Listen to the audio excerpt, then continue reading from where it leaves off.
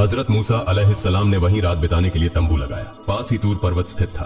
उस समय हजरत मूसा अलैहिस्सलाम की पत्नी सफूरा गर्भवती थी। संयोगवश उसी दिन उन्हें प्रसव पीड़ा शुरू हो गई और रात के समय उन्होंने एक पुत्र को जन्म दिया। धीरे धीरे वह रात उनके लिए अत्यंत कठिनाई भरी हो गई। चारों ओर घने बादल छा गए और तेज बारिश और हवा चलने लगी। ठंडी हवा में हजरत मूसा अलैहिस्सलाम की पत्नी सफूरा रोने लगी। तंबू में आग का कोई प्रबंध नहीं था। हजरत मूसा अलैहिस्सलाम के पास एक चकमक पत्थर था। उन्होंने कई बार आग जलाने की कोशिश की, लेकिन बार बार प्रयास करने के बाद भी वे असफल रहे। जबकि अंधकार को दूर करने और सफूरा को गर्मी प्रदान करने के लिए आग बहुत जरूरी थी। पास में कोई बस्ती भी नहीं थी जहां से आग मांगी जा सके। तब हजरत मूसा अलैहिस्सलाम आग की व्यवस्था करने की सोच में पड़ गए। इस समय उनकी दृष्टि तूर पर्वत की ओर गई। उन्होंने देखा कि तूर पर्वत पर आग की तरह कुछ चमक रहा है। तब उन्होंने अपने साथियों से कहा, तुम लोग यहाँ रुको, मैंने एक स्थान पर आग देखी है। मैं वहां जाकर देखता हूँ कि क्या वहां से आग लेकर आ सकता हूँ। यदि आग मिल जाए तो हम उससे ठंड से बचाव कर सकते हैं, या देखें कि उस आग के पास कोई व्यक्ति मिले जिससे हम सही रास्ते का पता पूछ सके। यह कहकर हजरत मूसा अलैहिस्सलाम उस रोशनी की ओर बढ़ने लगे। जब वे तूर पर्वत पर पहुंचे तो अल्लाह रब्बुल आलमीन की ओर से अदृश्य वही आई। हे मूसा, मैं तुम्हारा रब हूँ, इसलिए अपने जूते उतार दो, क्योंकि तुम पवित्र उपत्यका कुआं में खड़े हो और मैंने तुम्हें सामान्य लोगों में से चुनकर पैगंबर बनाया है। अब जो तुम्हें आदेश दिया जा रहा है उसे ध्यानपूर्वक सुनो। प्रत्यादेश यह है, मैं अल्लाह हूँ, मेरे सिवा कोई उपास्य नहीं है, इसलिए तुम मेरी ही उपासना करो और मुझे स्मरण करने के लिए नमाज कायम करो। इस समय हजरत मूसा अलैहिस्सलाम के पास वह लकड़ी थी जो उन्हें हजरत शुएब अलैहिस्सलाम ने दी थी। अल्लाह रब्बुल आलमीन ने हजरत मूसा अलैहिस्सलाम से पूछा, हे मूसा, तुम्हारे दाहिने हाथ में क्या है? हजरत मूसा अलैहिस्सलाम ने उत्तर दिया, यह मेरी लकड़ी है, मैं इससे सहारा लेकर चलता हूँ और इससे बकरियों के लिए पेड़ों की पत्तियां तोड़कर खिलाता हूँ। इसके अलावा मैं इससे और भी कई काम करता हूँ। इसके बाद अल्लाह रब्बुल आलमीन ने कहा, हे मूसा, अपनी लकड़ी को जमीन पर डाल दो। हजरत मूसा अलैहिस्सलाम ने अल्लाह के आदेश का पालन करते हुए लकड़ी को जमीन पर डाल दिया। जैसे ही लकड़ी जमीन पर गिरी, वह एक विशाल अजगर में बदल गई। यह देखकर हजरत मूसा अलैहिस्सलाम भयभीत और घबरा गए। तब अल्लाह रब्बुल आलमीन ने कहा, हे मूसा, डर मत, इस अजगर को पकड़ने के लिए अपना हाथ बढ़ाओ। हजरत मूसा अलैहिस्सलाम ने अल्लाह के आदेश का पालन किया और जैसे ही उन्होंने उस अजगर को छुआ, वह तुरंत फिर से लकड़ी में बदल गई। अल्लाह रब्बुल आलमीन ने कहा, हे मूसा, यह एक चमत्कार है जो मैंने तुम्हें दिया है। जब भी तुम इस लकड़ी को जमीन पर डालोगे, यह एक अजगर में बदल जाएगी और जब तुम इसे अपने हाथ से पकड़ोगे तो यह फिर से लकड़ी बन जाएगी। इसके बाद अल्लाह रब्बुल आलमीन ने हजरत मूसा अलैहिस्सलाम से कहा, अपने दाहिने हाथ को अपनी बगल में रखो और फिर निकालो। हजरत मूसा अलैहिस्सलाम ने ऐसा ही किया। जब उन्होंने अपना हाथ बगल से निकाला तो वह चमकदार सफेद प्रकाश से जगमगाने लगा। अल्लाह रब्बुल आलमीन ने कहा, अब अपना हाथ दोबारा अपनी बगल में रखो। हजरत मूसा अलैहिस्सलाम ने फिर से अपना हाथ बगल में रखा और जैसे ही उन्होंने इसे निकाला, वह रोशनी गायब हो गई। इसके बाद अल्लाह रब्बुल आलमीन ने हजरत मूसा अलैहिस्सलाम से कहा, हे मूसा, ये दो चमत्कार मैंने तुम्हें दिए हैं, इनके सहारे तुम्हारे सभी कार्य सरल हो जाएंगे। कोई भी बाधा तुम्हें रोक नहीं पाएगी। तुम्हारी लकड़ी और तुम्हारे हाथ की वह शुभ्र प्रकाश हर स्थिति में तुम्हारी सहायता करेंगे। आज से मैं तुम्हें नबूवत प्रदान करता हूँ, इसलिए अब से तुम स्वयं को मेरे भेजे हुए रसूल के रूप में पहचानो और मेरे सच्चे धर्म का प्रचार करो। और सुनो, फिरौन ने अपनी हदें पार कर दी हैं। उसने खुद को खुदा घोषित कर दिया है, यहाँ तक कि वह मेरे अस्तित्व को भी नकारता है। वह अपनी ताकत के बल पर लोगों से अपनी उपासना करवाता है। तुम्हारे लिए मेरा आदेश यह है कि तुम फिरौन के पास जाओ और मेरे पवित्र धर्म के आदेश और नियम उसके सामने प्रस्तुत करो। उसे मेरे धर्म के मार्ग की ओर बुलाओ और उसके झूठे दावों, अपराधों और अनुचितता को स्पष्ट करके उसे तौबा करने के लिए पूरी कोशिश करो। यह आदेश पाकर हजरत मूसा अलैहिस्सलाम ने अर्ज किया, हे मेरे पालनहार, मेरा धन संपत्ति, मेरी पत्नी और मेरा परिवार सब पीछे रह गया है। उनकी देखभाल कौन करेगा? और मैं अकेले इतने शक्तिशाली राजा फिरौन के पास कैसे जाऊं? खासतौर पर मैंने मिस्र छोड़ते समय एक मिस्री को मार डाला था। अगर वह मुझे पकड़ लेता है तो वह मुझे तुरंत मार देगा। इसी कारण से उसके पास जाने में मुझे भय हो रहा है। इसलिए मैं आपसे प्रार्थना करता हूँ कि मेरे भाई हारून को मेरा सहायक नियुक्त करें और उन्हें भी नबूवत प्रदान करें। वह पर्याप्त ज्ञान और समझ के मालिक हैं और वे वाक्पटुता में मुझसे अधिक पारंगत हैं। कृपया मेरा सीना खोल दें, मेरे अनुभव और क्षमता में वृद्धि करें ताकि मैं आपके आदेशों का सही ढंग से पालन कर सकूं और मेरी जबान में जो रुकावट है उसे भी दूर कर दें। हजरत मूसा अलैहिस्सलाम की प्रार्थना के जवाब में अल्लाह ताला ने कहा, हे मूसा, तुम्हारी सभी प्रार्थनाएं स्वीकार कर ली गई और तुम्हारे भाई हारून को नबूवत प्रदान कर दी गई है और तुम्हारी पत्नी और संपत्ति की रक्षा का प्रबंध भी कर दिया जाएगा, इसलिए उनकी चिंता मत करो, मैं उनकी देखभाल करूंगा। हजरत मूसा अलैहिस्सलाम ने अल्लाह रब्बुल आलमीन का आदेश पाकर तूर पर्वत से उतरकर मिस्र की ओर प्रस्थान किया। मिस्र पहुंचने पर हजरत मूसा अलैहिस्सलाम सबसे पहले अपने माता पिता, बहन और बड़े भाई हजरत हारून अलैहिस्सलाम से मिले। उन्होंने हजरत हारून अलैहिस्सलाम को बताया, हे मेरे भाई, अल्लाह रब्बुल आलमीन ने आपको नबूवत प्रदान की है और आपको मेरा सहायक नियुक्त किया है। उन्होंने हमें आदेश दिया है कि हम फिरौन के दरबार में जाकर उसे अल्लाह के मार्ग की ओर बुलाएं। इसके बाद दोनों भाई एक साथ फिरौन के दरबार की ओर रवाना हुए।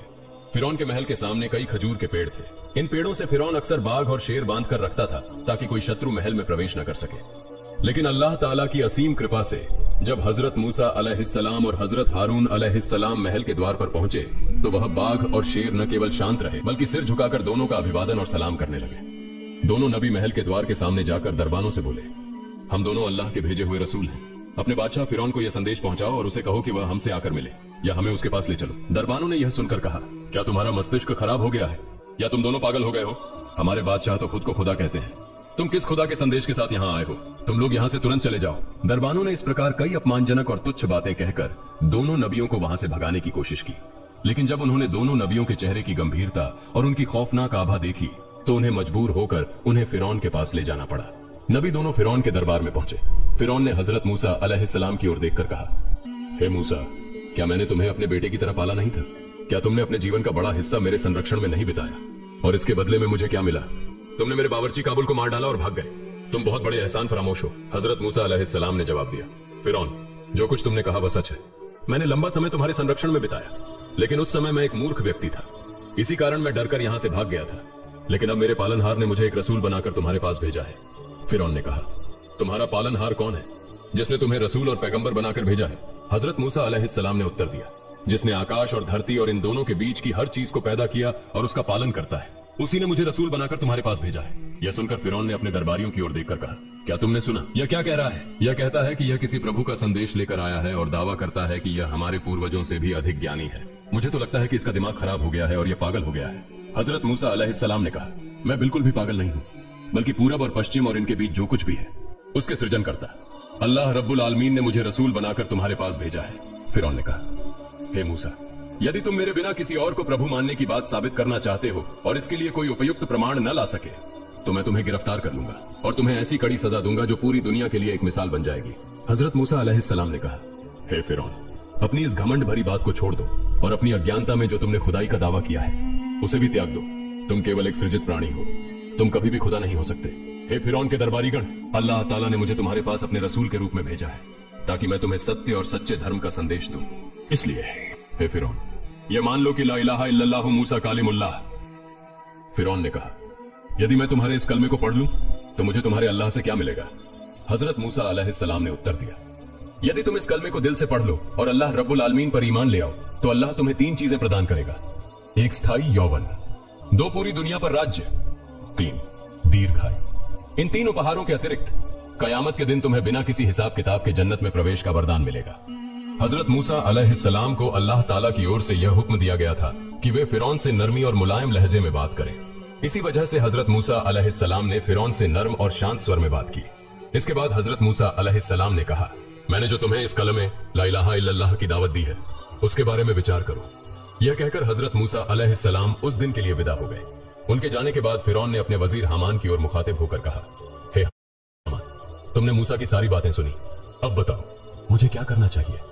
हामान ने कहा, जहां पनाह, आप लंबे समय से अपनी खुदाई का दावा करते आ रहे हैं और पूरे राज्य में बनी इसराइल को छोड़कर बाकी सभी लोग आपको खुदा मानते हैं और आपकी पूजा करते हैं। अब यदि आप मूसा की बातों में आकर अपनी खुदाई का दावा छोड़ दें और उनके अल्लाह को खुदा मान लें तो राज्य की सारी प्रजा आपका उपहास करेगी, वे आपको कोई महत्व नहीं देंगे। उस समय आपके लिए अपनी इज्जत बचाने की कोई जगह नहीं होगी। इसलिए मेरी सलाह है कि आप मूसा की बातों में आकर अपनी मान मर्यादा को दांव पर न लगाएं और उनके अल्लाह पर ईमान न लाएं। हामान की इस सलाह से फिरौन संतुष्ट हो गया और पुनः अपने पुराने अहंकारी स्वभाव में लौट आया।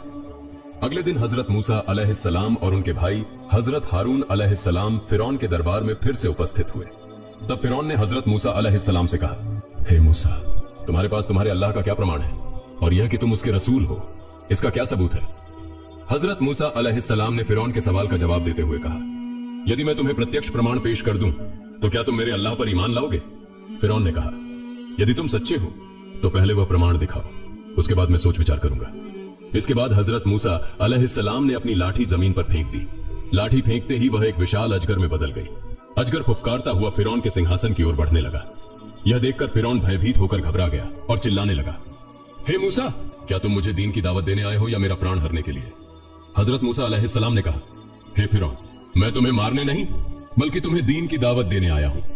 इसके बाद उन्होंने उस अजगर को हाथ से छुआ और वह पुनः लाठी में बदल गया। फिरौन ने राहत की सांस ली और अपने सिंहासन पर जाकर बैठ गया। इस समय हजरत मूसा अलैहिस्सलाम ने अपना हाथ अपनी बगल के नीचे रखा और फिर बाहर निकाला। अचानक उनके हाथ से एक तेज उज्जवल प्रकाश निकलने लगा जो इतना प्रखर था कि सूर्य का प्रकाश भी उसके सामने फीका पड़ गया। यह प्रकाश जिसकी आंखों पर पड़ता उसकी आंखें चौंधिया जाती। फिरौन घबरा कर बोला, हे मूसा, अपने इस प्रकाश को बंद करो, नहीं तो हम सभी अंधे हो जाएंगे। हजरत मूसा अलैहिस्सलाम ने अपना हाथ दोबारा अपनी बगल के नीचे रखा और प्रकाश तुरंत बंद हो गया। इन चमत्कारों को देखकर फिरौन का मन अल्लाह रब्बुल आलमीन पर ईमान लाने के लिए तैयार हो गया। लेकिन जैसे ही वजीर हामान ने फिरौन का यह झुकाव देखा, उसने तुरंत कहा, जहां पनाह, मूसा एक बड़ा जादूगर है। उसके इन सारे जादू को देखकर आप डरे नहीं। आपके राज्य में मूसा जैसे और उससे भी बड़े जादूगर मौजूद हैं। उनके जरिए हम मूसा को हराकर परास्त कर सकते हैं। हामान की बात सुनकर फिरौन का हौसला बढ़ा और उसका मनोबल फिर से बदल गया। उसने हजरत मूसा अलैहिस्सलाम से कहा, हे मूसा, मेरे राज्य में तुम्हारे जैसे कई जादूगर हैं। यदि तुम उन्हें पराजित कर सको तो मैं तुम्हारे अल्लाह पर ईमान ले आऊंगा। हजरत मूसा अलैहिस्सलाम ने कहा, ठीक है, तो ऐसा ही हो। अब बताओ, मुझे तुम्हारे जादूगरों से किस दिन मुकाबला करना होगा? फिरौन ने कहा, हमारे सामने एक उत्सव का दिन आने वाला है। उस दिन बहुत सारे लोग एकत्रित होंगे। उसी दिन तुम्हारा मुकाबला मेरे जादूगरों से होगा। हजरत मूसा अलैहिस्सलाम ने कहा, ठीक है, ऐसा ही होगा। यह कहकर हजरत मूसा अलैहिस्सलाम और हजरत हारून अलैहिस्सलाम फिरौन के दरबार से विदा हो गए। इसके बाद फिरौन ने पूरे राज्य में संदेश भिजवाकर सभी जादूगरों को एकत्र करने का आदेश दिया। कुछ ही दिनों में 4000 जादूगर राजधानी में इकट्ठा हो गए। फिरौन को विश्वास था कि इन जादूगरों के जरिए वह मूसा को हराने में कामयाब होगा। फिरौन ने उन जादूगरों से कहा, हे जादूगरों, मैंने तुम्हें 300 वर्षों से पाला पोसा है, लेकिन इसके बदले मैंने कभी भी तुमसे कोई निजी काम नहीं लिया। मगर आज मेरे सामने एक बड़ा संकट खड़ा हो गया है।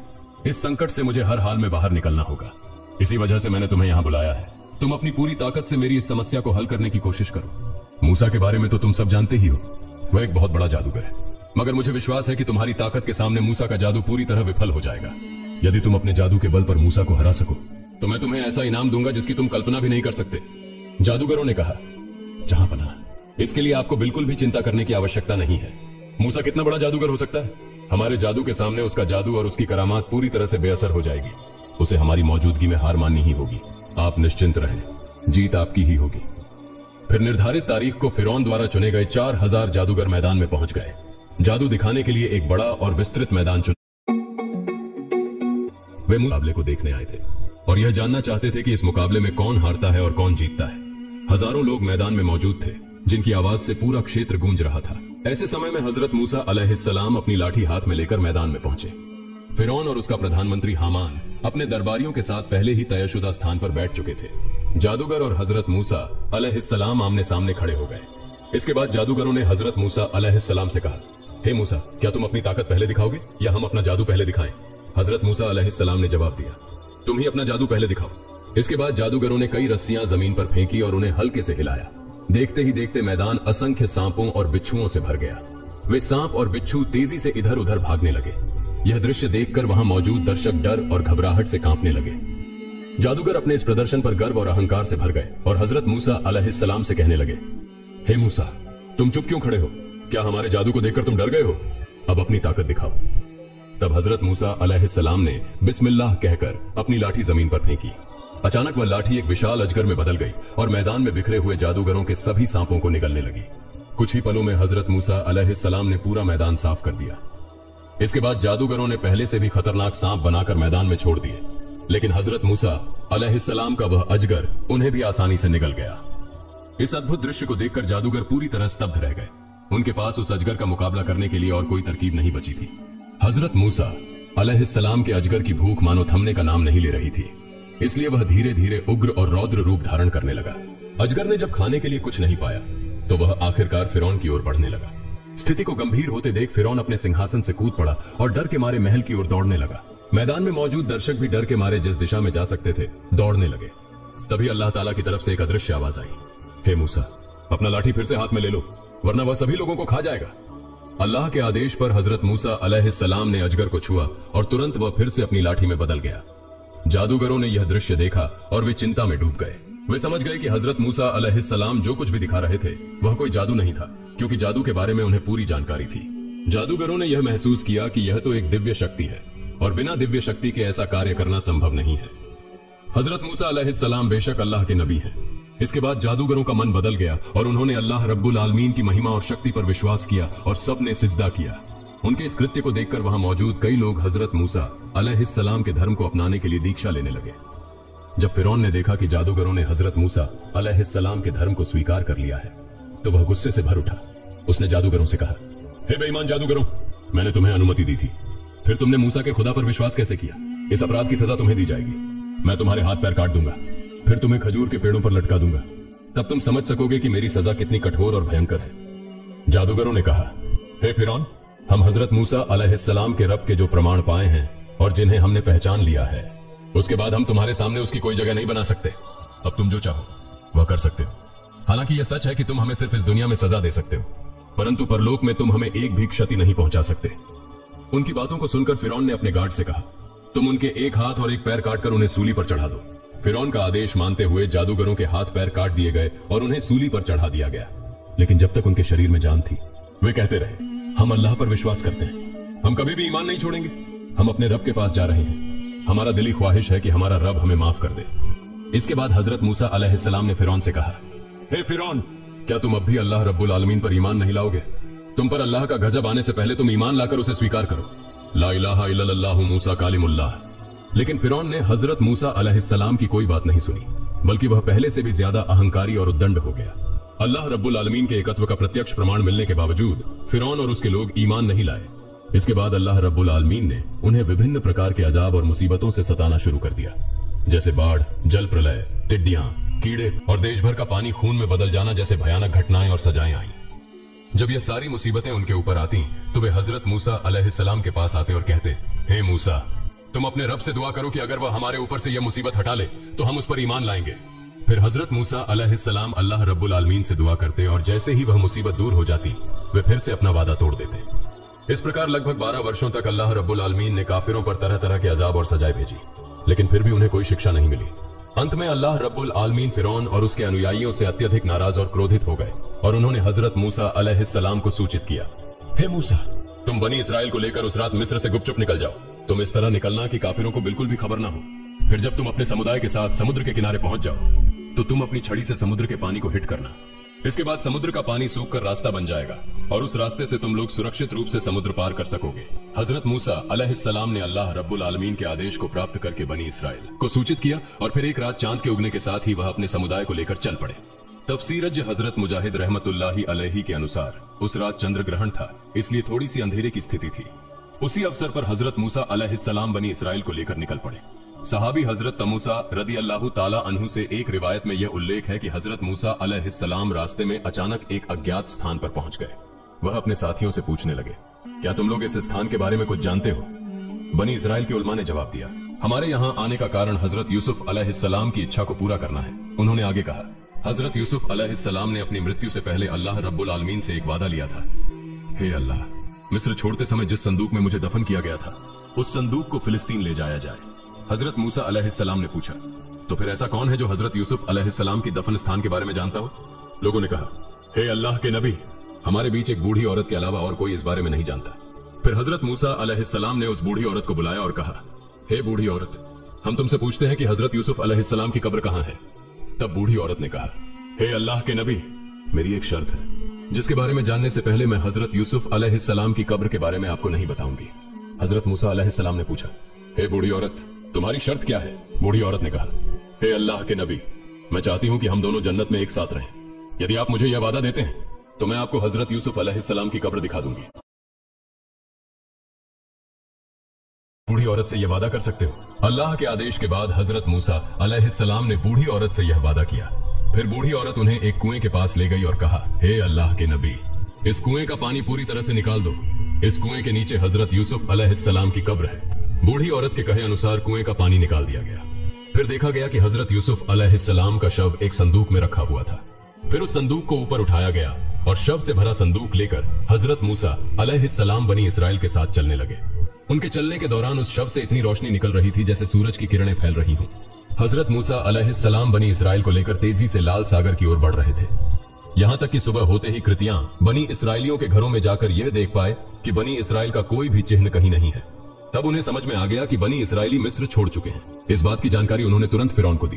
खबर सुनकर फिरौन उत्तेजित हो उठा। फिर उसने उपस्थित लोगों और अपने सैनिकों के बीच उत्तेजना फैलाने के उद्देश्य से कहा, ये कृतियां बनी इसराइली धोखा देकर हमसे भाग रहे हैं। हमारे ऊपर यह आवश्यक हो गया है कि हम उन्हें पकड़कर कड़ा दंड दें। मेरा आदेश है कि अब तत्काल मेरे सभी सैनिक तैयार हो जाएं और बनी इसराइलियों को पकड़ने के लिए हथियारों से सज्जित होकर चलें।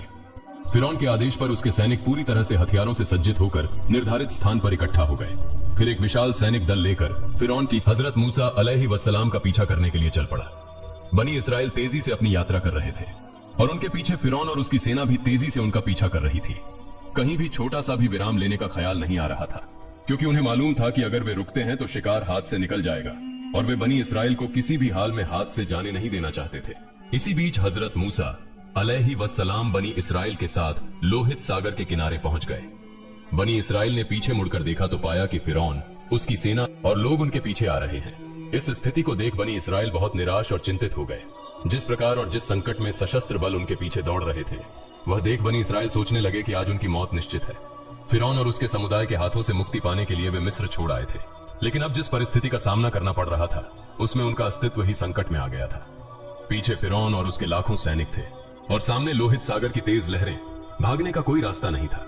वे बहुत घबराए हुए थे और हजरत मूसा अलैहिस्सलाम से कहने लगे, हे मूसा, अब हम पकड़े जा चुके हैं। जब तक कृतियां हम पर अत्याचार करते रहे हम जिंदा थे, लेकिन अब हमें कोई भी रक्षा नहीं मिलेगी। आज सभी को वे चक्की की तरह पीसकर छोड़ देंगे। अगर किसी को जिंदा भी छोड़ेंगे तो उसे गुलाम बना लेंगे। ऐसी स्थिति में हजरत मूसा अलैहिस्सलाम अकेले और शांत खड़े थे, क्योंकि वे जानते थे कि जो कुछ भी उन्होंने किया वह अल्लाह के आदेश से किया था। इसलिए जो सबसे महान ताकत और ज्ञान के मालिक हैं, अल्लाह रब्बुल आलमीन, इस संकट से उबरने के लिए जरूर उनकी मदद करेंगे। इस विश्वास के साथ उन्होंने बनी इसराइल से कहा, हे बनी इसराइल, डरने की कोई बात नहीं है।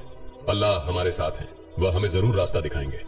मिस्र छोड़ने से पहले अल्लाह रब्बुल आलमीन ने हजरत मूसा अलैहिस्सलाम को वाही के माध्यम से यह बताया था कि जब आप लोहित सागर के किनारे पहुंचेंगे तो अपनी लाठी से पानी पर वार करें, जिससे सूखा रास्ता बन जाएगा और आप बनी इसराइल को लेकर सुरक्षित रूप से समुद्र के दूसरी ओर पहुंच जाएंगे। लेकिन जब हजरत मूसा अलैहिस्सलाम लोहित सागर के किनारे पहुंचे तो वे यह बात पूरी तरह से भूल गए। इस कारण वे यह तय नहीं कर पा रहे थे कि क्या करना चाहिए।